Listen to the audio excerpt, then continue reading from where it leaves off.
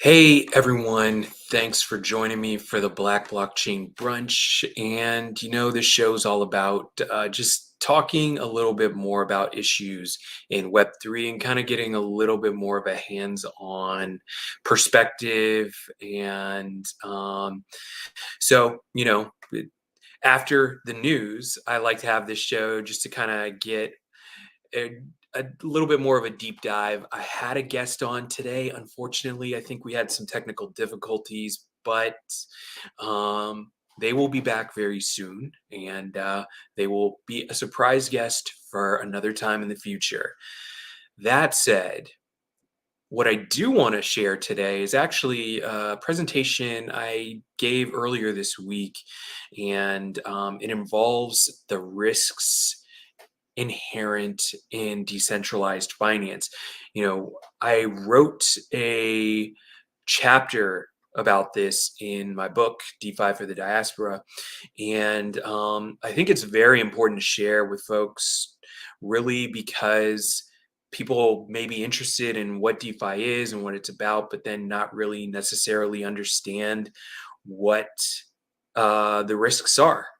And, unfortunately, when it comes to crypto, it's really easy to make mistakes and you kind of make mistakes. And sometimes people get frustrated. But I think it's always good to know what those risks are and appreciate those risks before entering into this technology. So let me share this with you all and figure out how to do that in the meantime. Definitely kind of doing all this on the fly here, so bear with me. All right, so this is really the anti-fraud best practices for decentralized finance, but I think it is important to kind of talk about all of the risks that are inherent into DeFi, and glad to take this opportunity to do so with you all here and now.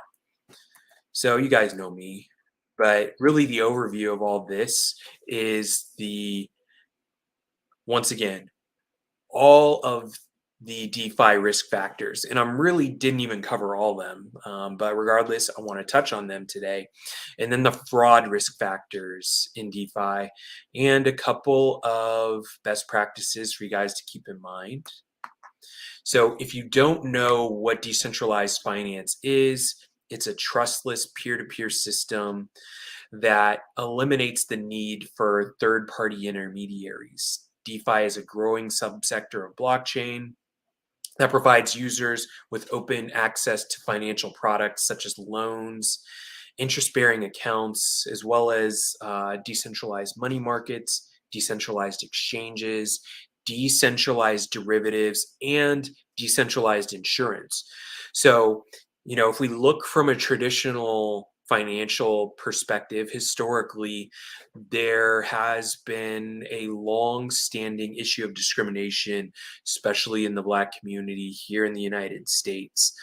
You take that along with the hundreds of millions of unbanked people in Africa and other parts of the world. And this is why I feel decentralized finance is just an option, once again, to remove that discrimination from the financial system. Now, just getting into risk factors, we have what's called protocol risk, which, if you're looking at a given DeFi platform, this protocol risk can present itself as internal as well as external. So, from an internal standpoint, we're looking at smart contract risk. And a smart contract is a, an electronic agreement that has its rules and clauses governed by code. So essentially, a software developer puts together these smart contracts that operate kind of in an if then manner. So if a certain constraint is met, then another outcome will be produced. So internally, if this smart contract has not been coded properly, and an error arises, then that smart contract can fail and the DeFi platform or protocol will not operate as intended. However, on the flip side of this, from an external standpoint, this is a security risk because if hackers or some sort of malicious actor sees an error in this code, they can then use it as a way or means to exploit that protocol.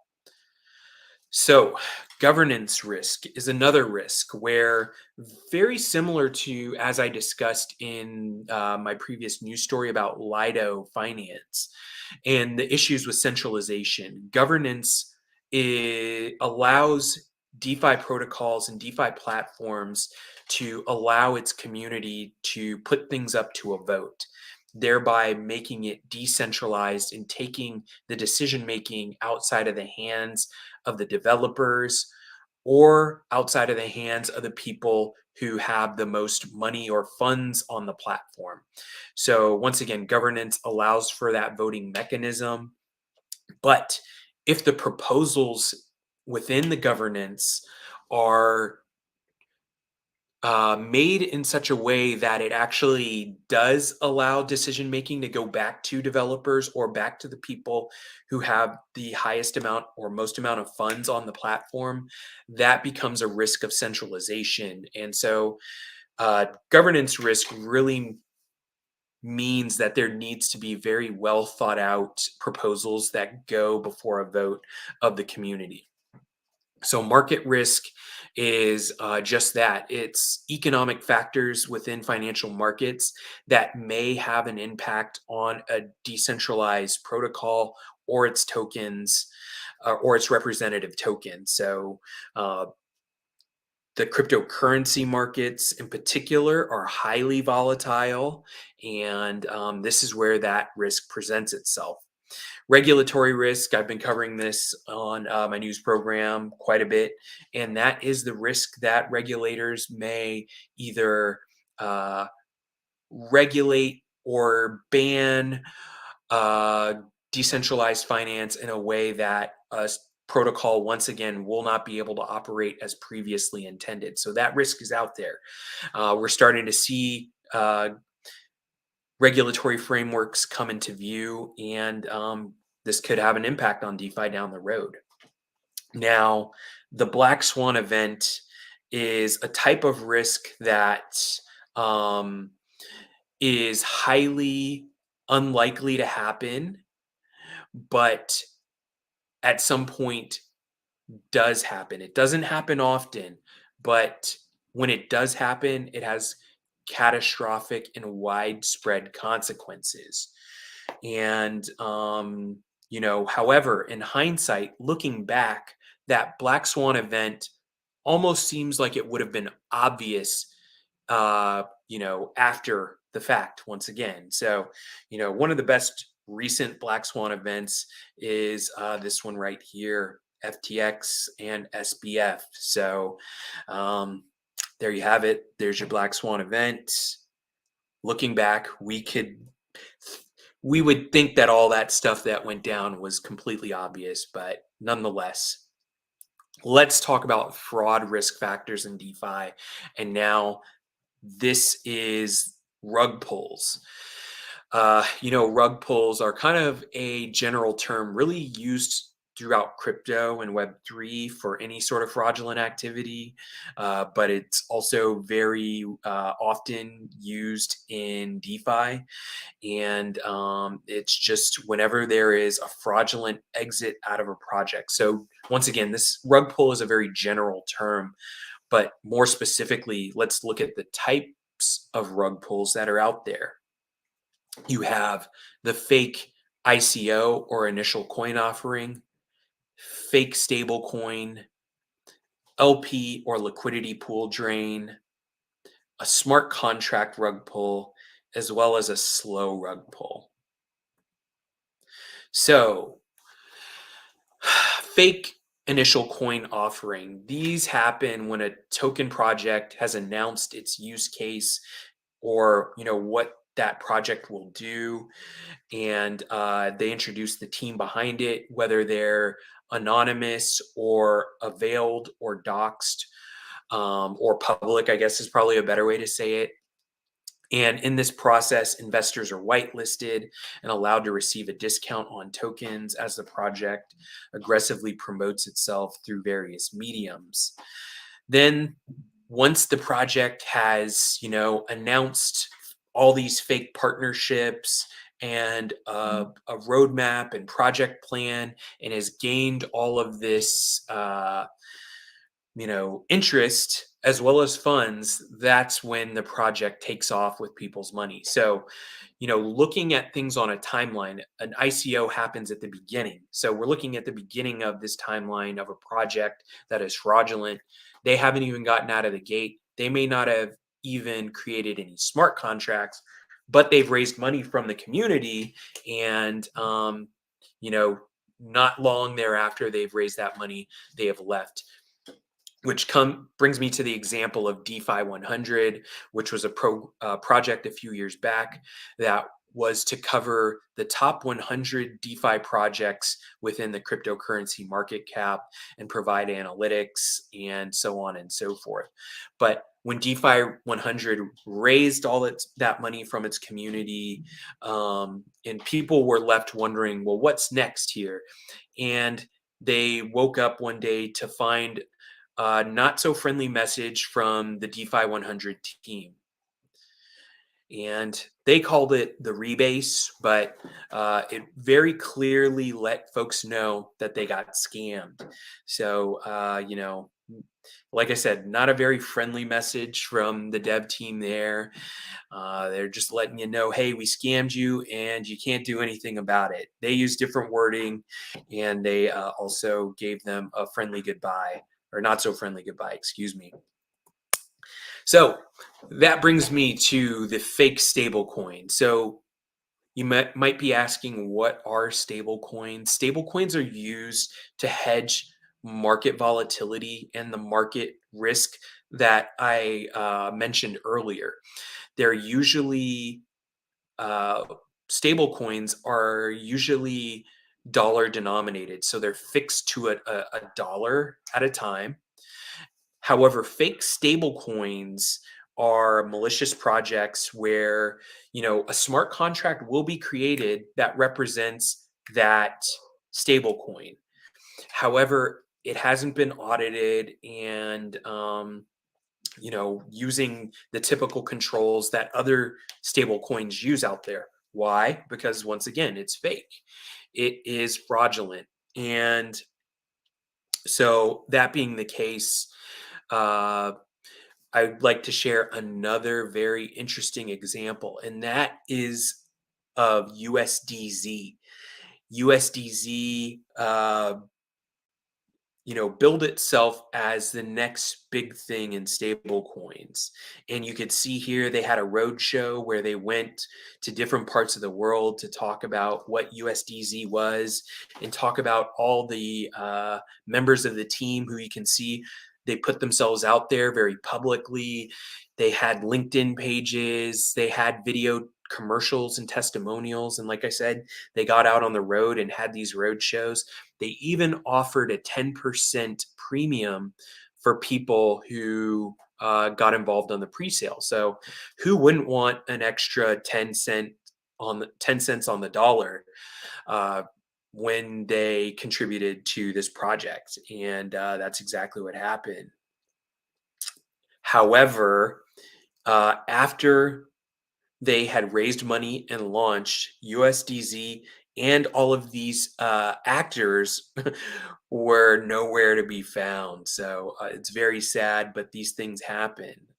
And that's essentially why I want to present it to you guys. Be on the lookout for stuff like this. You want to know what sort of audit controls are in place at all times on a decentralized financial product or project or protocol.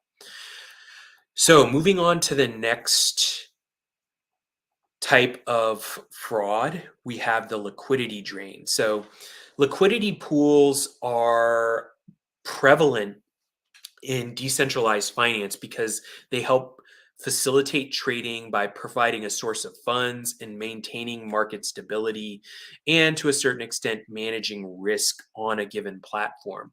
Liquidity pools are made up of typically two, sometimes more assets to once again make sure that there is smooth trading on a given decentralized exchange or automated market maker.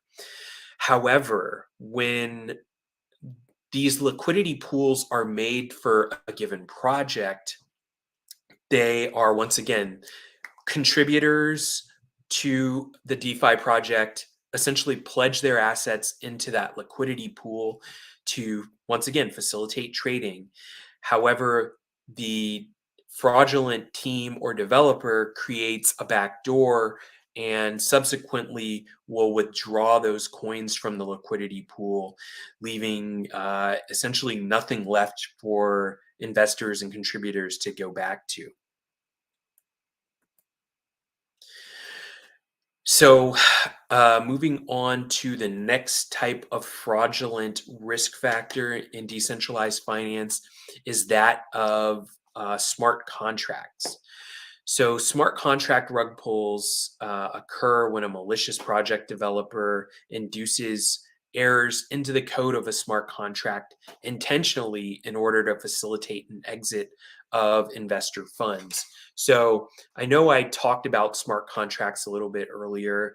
To give an example of a smart contract, you know, it can have two participants, and one participant will ask for a task to be done, whereas another participant will do that task. The person who is paying the other participant to do that task will essentially enter their money or funds onto the smart contract, where it will typically be held in a type of escrow until the task that is being asked to be done has been completed and thereby validated. Typically takes place by the use of what's called oracles. And once again, oracles validate the fact of something taking place. Regardless, what will happen with these smart contracts is the developer, once again, will create a backdoor that will allow them to maliciously and intentionally drain funds from a given DeFi protocol. So, soft rug pulls. So, all the ones that I discussed previous to now are considered hard rug pulls because they happen very quickly, right? Whereas soft rug pulls, they tend to occur in small batches where the DeFi team takes or steals money in very small batches over time while seemingly, continuing a legitimate going concern with that DeFi project. So, one example that comes to mind is that of Polywhale. Their price began to plummet after its team abandoned the project after months of talking about its project plans and all its partnerships that they wanted to create and do down the road. However, on a daily basis, the liquidity and the DeFi tokens were being drained by the team until they withdrew over $1 million and closed down shop and were seemingly never to be heard from again. So, that's how slow rug pulls work. They're not always immediate, where one day the funds are there, the next day you get a message on the website saying you got scammed. It can be very slow and methodical. So, what do we do in terms of best practices? Now, uh, it's important to know that decentralized financial protocols are unregistered and they're unregistered platforms. So, to a certain extent, I was very much corrected that it's not so much they're unregulated, they're unregistered. So they haven't registered with the SEC. think to a certain extent that kind of goes with the decentralization. But, once again, without a strong regulatory framework, we can't say one way or another. So, in this case, if you do choose to use a decentralized financial platform in light of all of the risks that I just laid out for you, it's very much important to diversify. Now, once again, none of what I'm putting forward is financial advice.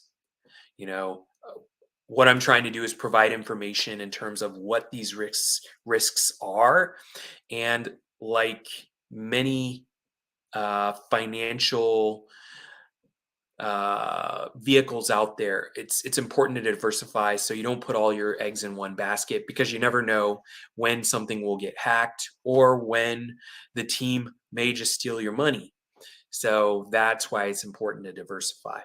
Also, it's important to engage with team members and the community on a regular basis to know what's going on, to know if anyone in the community is saying, oh, hey, a soft rug pull is taking place, or hey, um, we don't we have questions in terms of how the smart contracts are audited. You want to not just place your money with a DeFi platform and forget about it.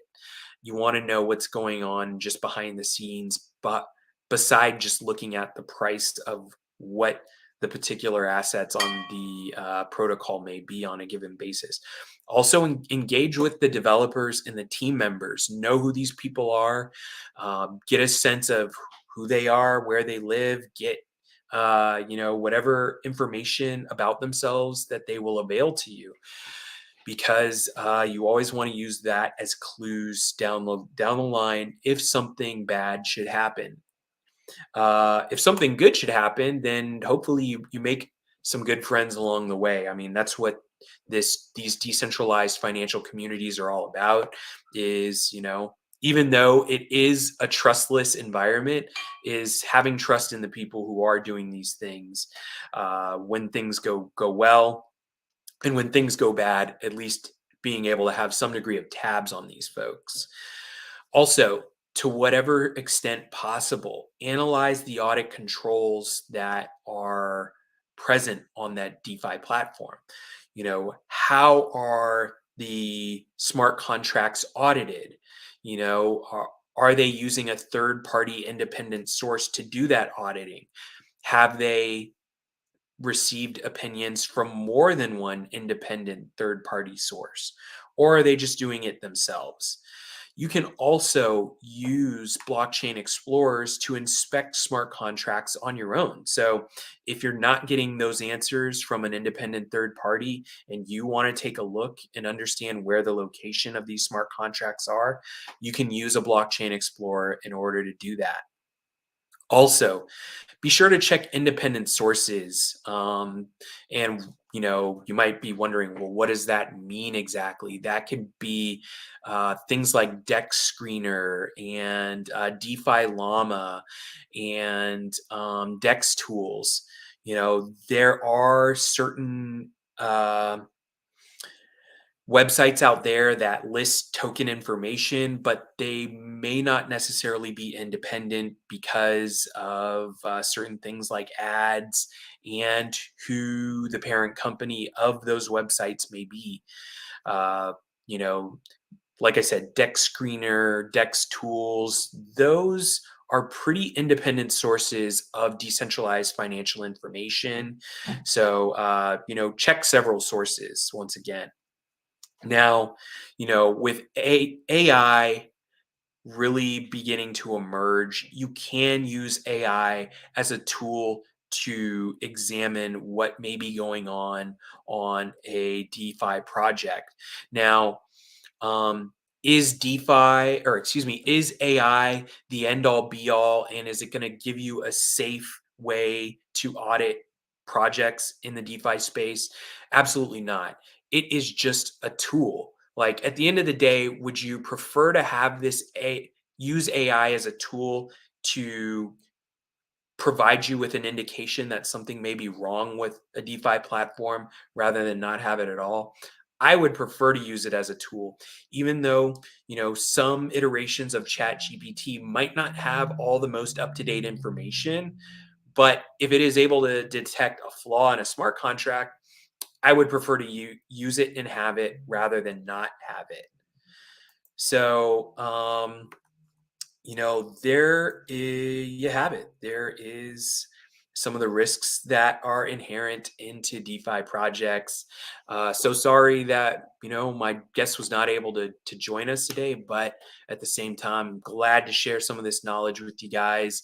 It's not the most fun or glamorous, but what's worse is actually losing your money in DeFi, and I can testify from firsthand knowledge that is not fun. And I'm happy to share this information in terms of risk factors with you so that you can understand and appreciate the risk and make a decision whether or not DeFi is right for you. So, with that, I hope you've enjoyed everything. I hope you've enjoyed this presentation, and I will see you very soon on the next edition of the Black Blockchain Brunch. Take care, stay safe.